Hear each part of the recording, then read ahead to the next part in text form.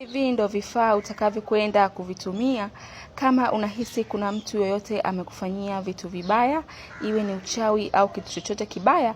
Kwa vitu hivi utakwenda kumfanya vimrudie yeye mwenyewe. Watu wote wanaokufanyia vitu vibaya vitawarudia wao wenyewe.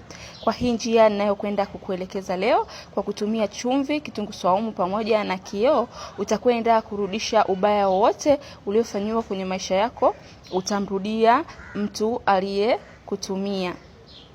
So unatakiwa kuwa na hivi vitu: kioo, chumvi, kitunguu saumu pamoja na mshumaa huu, ili uweze kwenda kurudisha ubaya wote kwa mtu aliyekufanyia. Video nzima itakuwa kwenye akaunti yangu, tutakuelekeza namna gani utakwenda kutumia hivi vitu kurudisha vitu vyote vibaya ulivyotumiwa viwarudie watu waliokutumia. Usisahau kusubscribe ili uone video nzima kwenye akaunti yangu.